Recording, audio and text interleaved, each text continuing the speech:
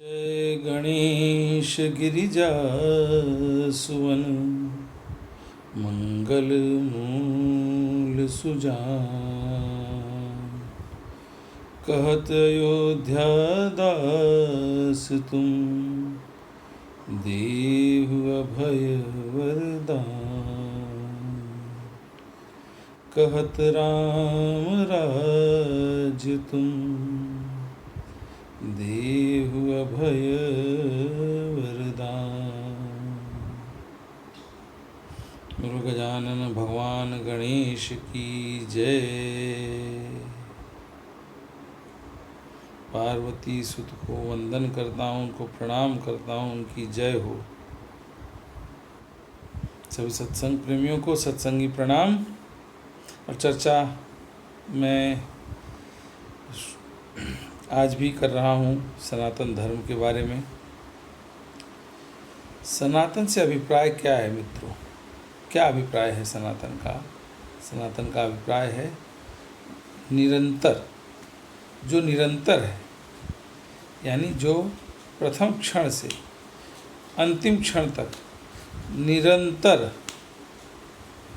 विद्यमान है, वह धर्म, वह पंथ, वह धर्म सनातन है।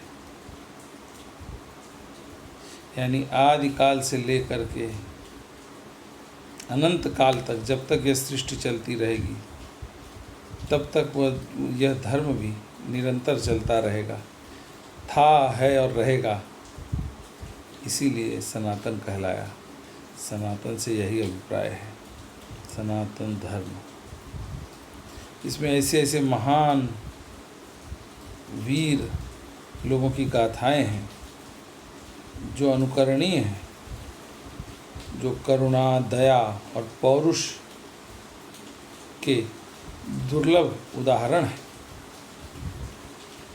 ऐसी वीरांगनाओं की कथाएं हैं जिनके आगे केवल शीश झुकाने का मन करता है। ऐसे देवी देवताओं की कथाएं हैं जिनको नमन करके श्रवण करने का मन करता है। त्याग, तपस्या, बलिदान से भरा, सद्भाव से भरा, करुणा, दया से भरा और केवल धर्म की रक्षा के हेतु शस्त्र उठाने की शिक्षा देने वाला यह धर्म है। ऐसा महान धर्म है यह। और मुझे तो लगता है कि एकमात्र है जो ये स्पष्ट रूप से कहता है कि धर्म की रक्षा के लिए आप शस्त्र उठाइए। किसी पे कब्जा करने के लिए, किसी पे अधिकार जमाने के लिए नहीं, अपनी वीरता, अपना पौरुष दिखाने के लिए नहीं। धर्म की रक्षा में ही आपके पौरुष, आपकी वीरता, आपके सद्भाव,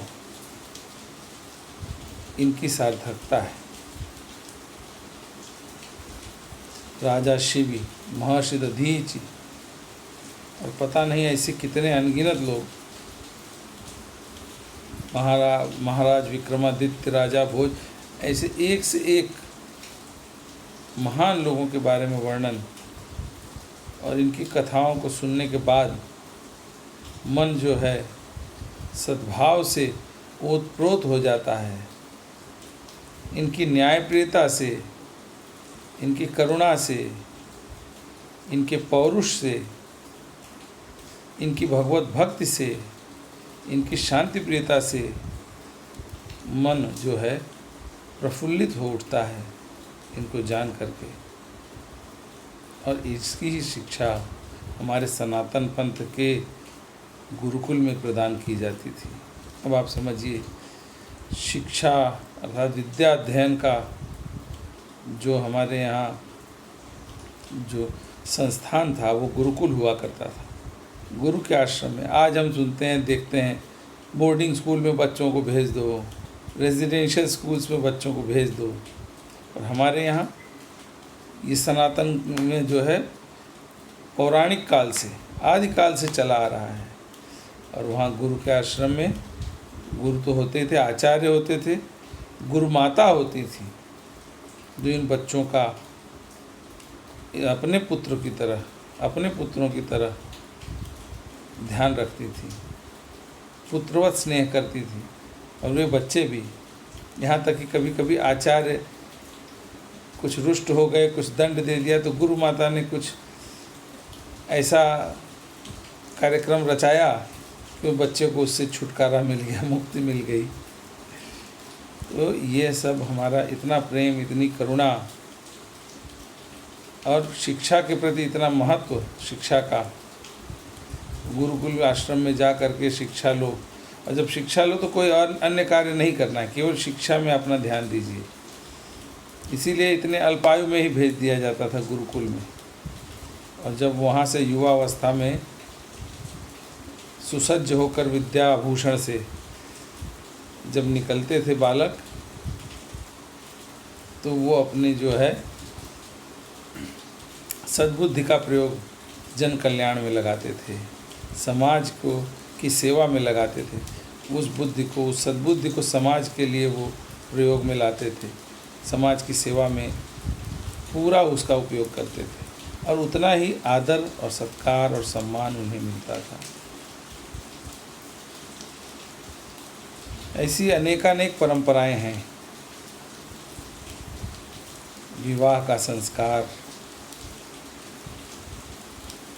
अगर उदाहरणार्थ हम लें, तो कब से इसकी परिपाटी चली आ रही है हमें पता नहीं। जब पौराणिक इतिहास भी, हमारा पौराणिक कालखंड भी उठा करके हम देखते हैं तो पता चलता है, हाँ, विवाह नाम की व्यवस्था विद्यमान है। सोचिए कब के हम सभ्य हुए हैं। मेरे विचार में तो लाखों साल पुराना हमारा पौराणिक काल मुझे नज़र आता है। कुछ नहीं तो पता नहीं कितने हजार, 80,000 से लेके 1 लाख साल पुराना तो है ही, 1 लाख वर्ष पुराना ऐसा लगता है। क्योंकि नासा ने जो पता लगाया राम सेतु के बारे में, उसकी ही जो है आयु ऐसी बताई जाती है कि 1.5 लाख वर्ष पुरानी है। अब सोचिए सनातन धर्म के बारे में आप कल्पना कीजिए, हम तब इतने सभ्य थे, इतने सुशिक्षित थे, इतने अस्त्र शस्त्र से धर्म की रक्षा के हेतु सुसज्जित थे, कितनी निष्ठा थी हमारे अंदर, कितना सद्भाव था। और हमारे उन महान युग पुरुषों ने जो आदर्श हमारे लिए स्थापित किया है, उसी पे चलने की हमें निरंतर सनातन शिक्षा मिलती रही है, और वही हमें प्रेरित करता है आज भी। मैं उन सभी महान अपने पूर्वजों, देवी देवताओं, ऋषियों, मुनियों, आचार्यों, माताओं को प्रणाम करते हुए आज की चर्चा को यहीं विराम देता हूँ। जय सनातन, जय श्री गणेश।